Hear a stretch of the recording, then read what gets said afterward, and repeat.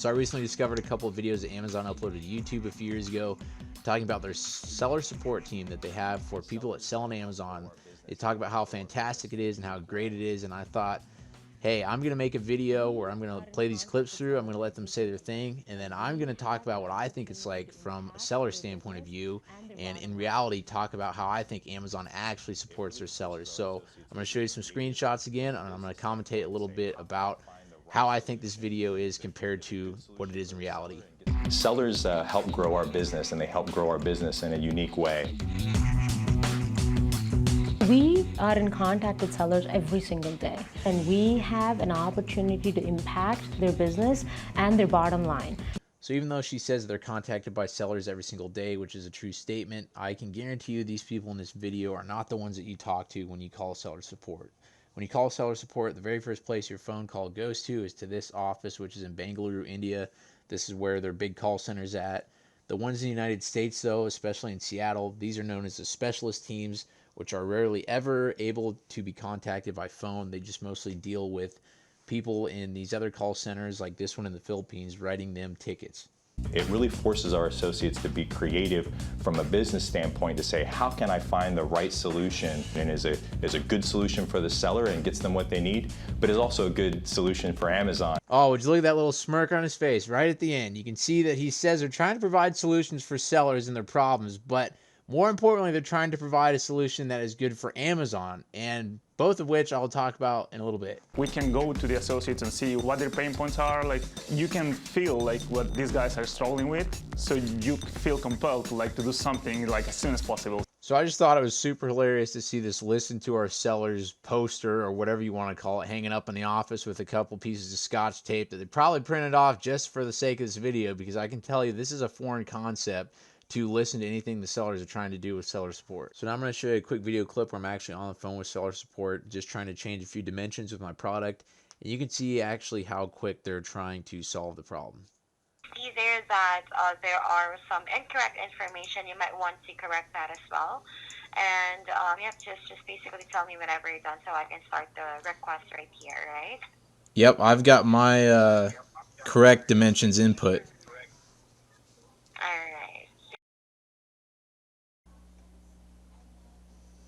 So what's going on right now? Have you saved it already? Yeah, it's saved. So you can see sometimes when you call into seller support, they can be really slow and they don't always know exactly what's going on when you're talking to them. Here's another case where I was banned from emailing people that buy my product. So on May 8th, I got banned. They didn't say why. I sent an email asking why. They told me they were going to do an investigation. May 26th rolls around, I still didn't hear anything, so I sent them the exact same email. I copied and pasted it. And here's the fast part about seller support is they did the same investigation. It only took them 20 minutes to conclude that I was temporarily banned, and now I am permanently banned from sending any message to anyone that buys my product ever again. Sellers want to tell us, what they think. They're constantly giving us product ideas, and it's exciting for us to be able to apply analytics, machine learning, and along with, talking to sellers and understanding those inputs and taking them back to our product teams. And every day we know that we're making a difference. The way this lady says this stuff I think is really interesting, just about how the sellers are suggesting products and stuff like this, because you probably don't know this, but everything on Amazon is technically owned by Amazon, and this is something that they just do in their policy. So even if you're somebody that makes handmade goods out of your garage and you sell it on Amazon, it's technically not yours when it's on Amazon, it's theirs and they own it. So here's a video clip where I show you when I make any changes to my own listing with a product that I manufacture, they count it clearly in this text as simply a suggestion. And it's also interesting that she talks about taking this stuff to their own product teams, because Amazon does this stuff where they will actually steal your product essentially by going and making the exact same product, sometimes with the same manufacturer.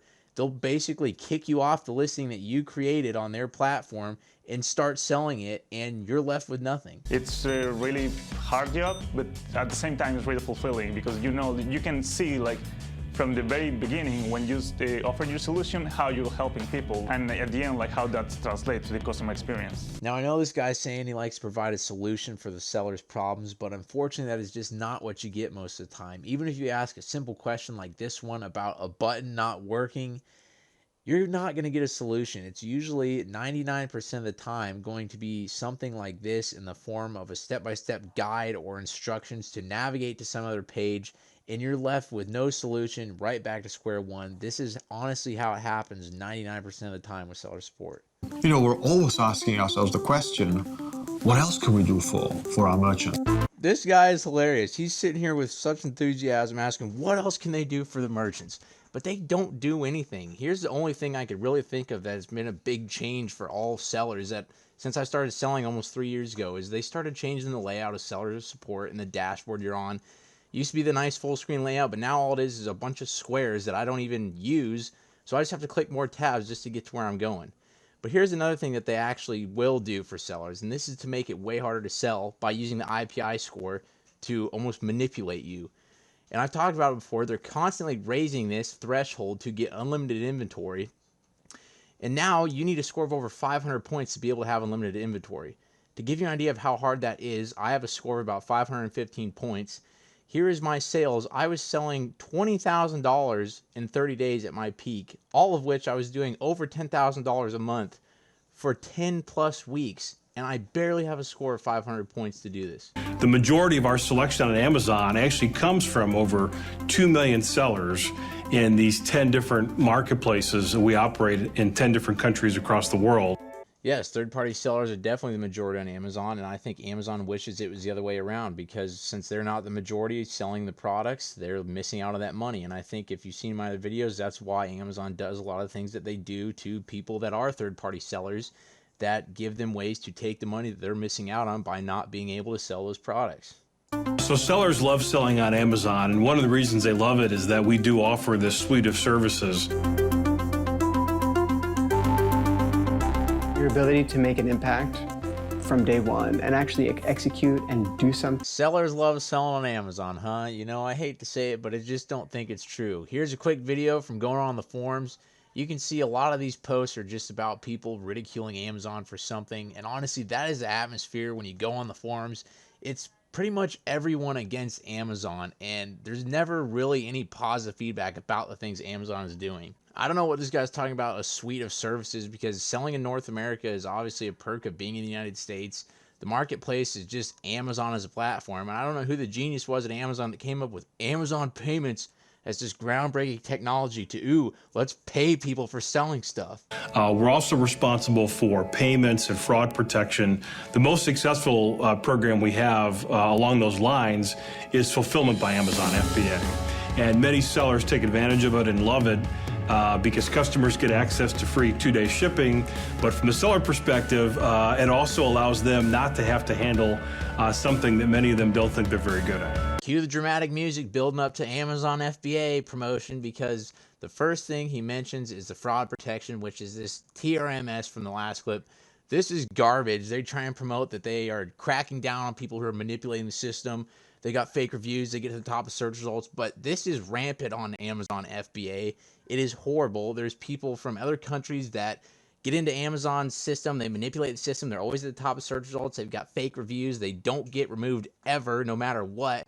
And basically, like I've talked about in my other videos, maybe I'll make another one on this, but this is the type of stuff that is killing off all of the honest sellers. At the end there, I'm not really sure what he's talking about when he says that sellers don't feel like they're very good at doing something, and I'm assuming that means that that's shipping out the products and dealing with customer support. But that is a huge perk with Amazon FBA, is they do store and ship all the inventory when you sell it. So I really wish there was another big company that would start offering a service like this so that Amazon would actually have some competition that would hopefully make them start offering better services to sellers, because they'd have to compete instead of just giving garbage support. We take the best of Amazon.com and externalize it, make it available to sellers that want to have a business online.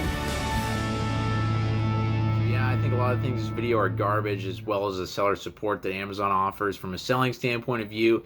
But it doesn't matter, because at the end of the day, Amazon just doesn't have to offer any better seller support. And that's probably why it hasn't changed in multiple years. And that's just because they're going to keep making money whether you as a seller are getting your problem solved or not.